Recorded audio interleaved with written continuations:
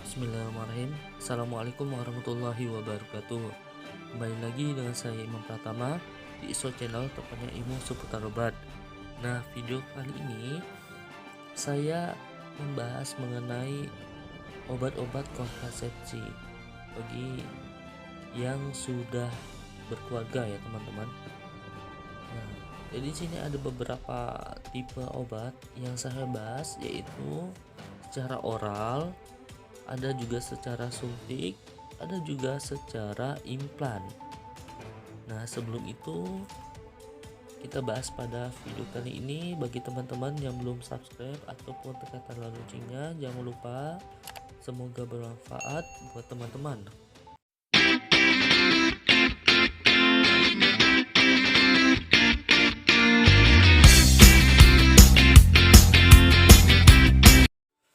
Baik, kita langsung saja teman-teman. Jadi yang pertama kali saya bahas mengenai yaitu kontrasepsi secara oral kombinasi atau bisa dikatakan pil KB kombinasi. Jadi yang pertama ini cara kerjanya itu menekan ovulasi atau pembuahan ya teman-teman, mencegah implantasi, mengentalkan lendir serviks sehingga sulit dilalui oleh sperma tadi, lalu menyebabkan pergerakan tuba terganggu sehingga transportasi telur dengan sendirinya akan terganggu pula. Jadi itulah dampaknya atau cara kerjanya ya teman-teman. Lalu ada beberapa tipe-tipe yang tidak boleh digunakan ya pada keadaan tertentu, yaitu hamil atau dicurigai hamil. Yang kedua, menyusui eksklusif. Yang ketiga, pendarahan yang belum diketahui penyebabnya. Yang keempat, penyakit hati akut atau bisa dikatakan hepatitis. Yang kelima, perokok usia di atas 35 tahun. Yang keenam, riwayat penyakit jantung, stroke atau tekanan darah yang lebih 180 per 110 mg hemoglobin maksud saya. Kemudian ada riwayat gangguan faktor pembekuan darah atau diabetes yang di atas 20 tahun. Lalu berikutnya ada kanker payudara atau yang masih dicurigai ya teman-teman. Kemudian ada migrain dan gejala neurologik pada saraf contohnya epilepsi. Dan terakhir, tidak dapat digunakan pil secara teratur setiap hari. Ingat ya teman-teman. Kemudian ada efek sampingnya nih. Efek samping yang pertama, mual, pusing, sakit kepala, nyeri pada payudara, pendarahan bercak ya, terutama muncul pada 3 bulan pertama dan akan hilang dengan sendirinya.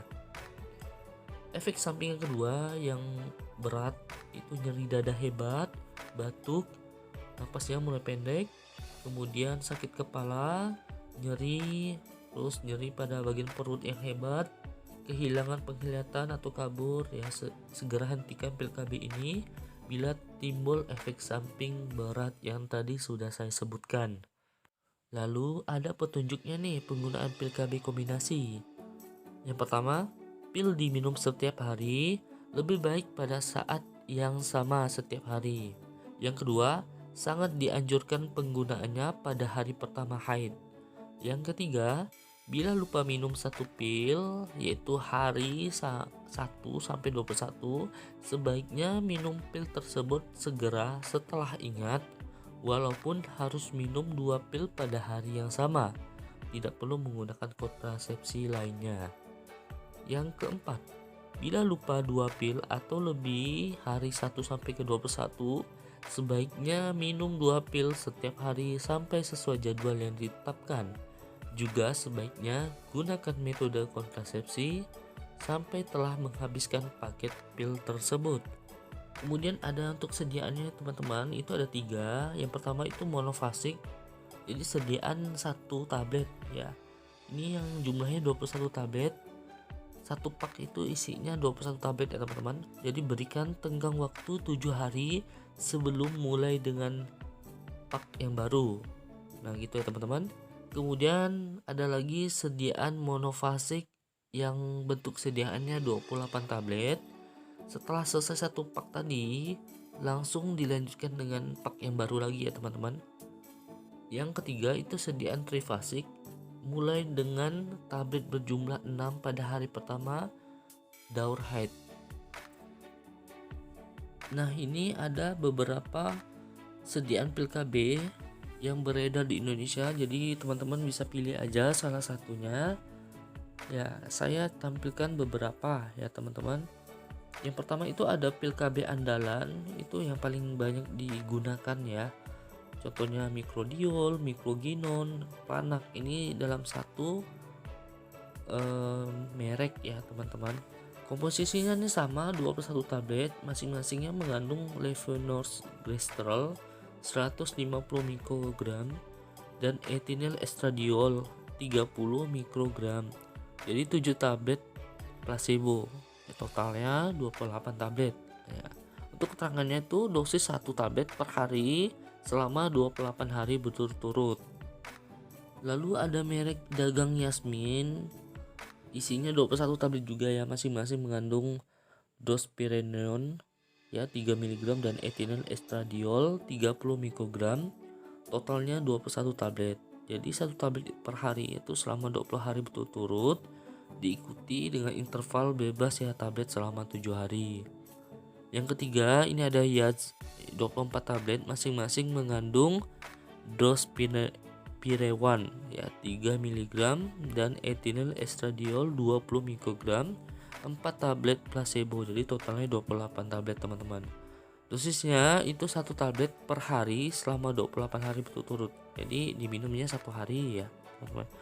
Lalu ada Marvelon 28, sama juga isinya 21 tablet, mengandung desogestrel 150 mikrogram dan ethinyl estradiol 30 mikrogram, 7 tablet placebo, totalnya 28 tablet.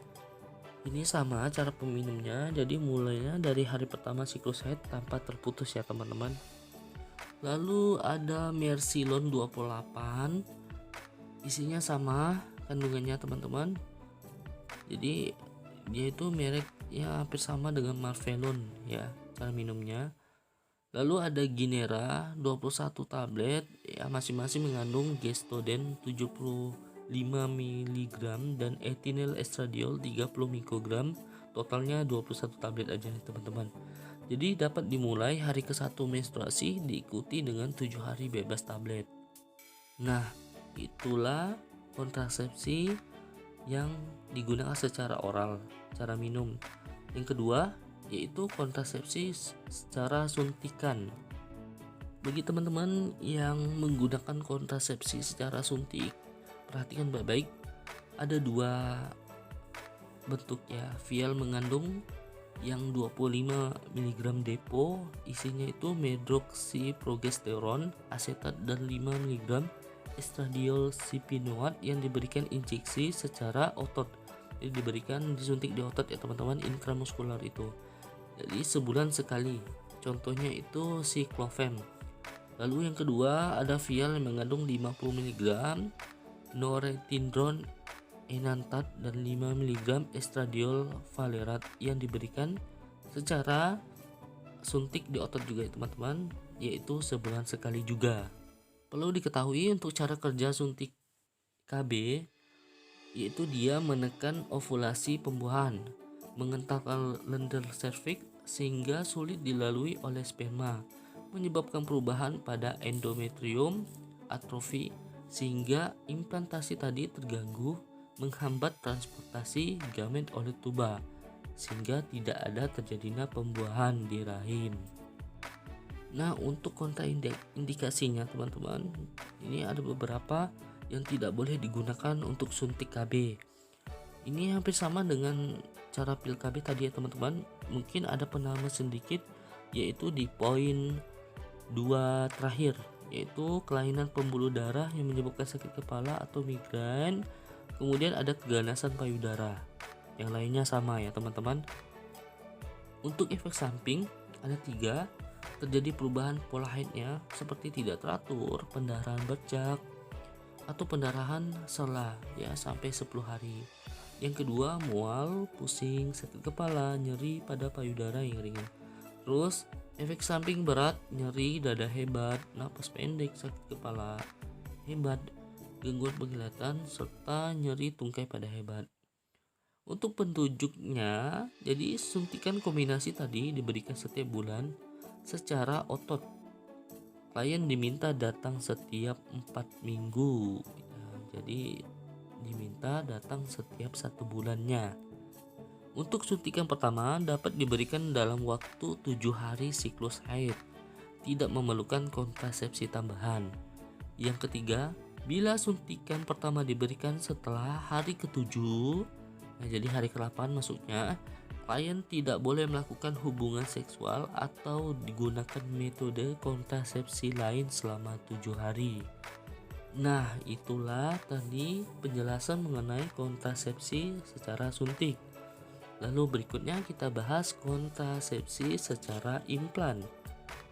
Untuk penggunaan implan ini banyak sekali ya teman-teman. Jadi ini simple dan tahan lama penggunaannya. Jadi masa kerjanya itu ya bisa dilihat pada poin tertentu. Ada 4 jenis. Ada Norplan itu masa kerjanya 5 tahun. Ada Implanon itu 3 tahun, Jadena dan Indoplan itu sama 3 tahun masa kerjanya. Ya tergantung teman-teman menggunakan yang mana. Untuk cara kerjanya itu mengentalkan lendir serviks, mengganggu proses pembentukan endometrium, mengurangi transportasi sperma atau menekan ovulasi. Jadi tidak ada terjadinya pembuahan. Dia sifatnya mengurangi transportasi sperma. Lalu untuk kontraindikasi yang tidak boleh digunakan pada kontrasepsi implan ini, yang dicurigai hamil ya teman-teman. Yang kedua pendarahan, 3 adanya benjolan atau kanker payudara atau riwayatnya. Yang keempat tidak dapat menerima perubahan pola haid yang terjadi. Lalu ada mioma uterus, yang terakhir gangguan toleransi glukosa atau gangguan.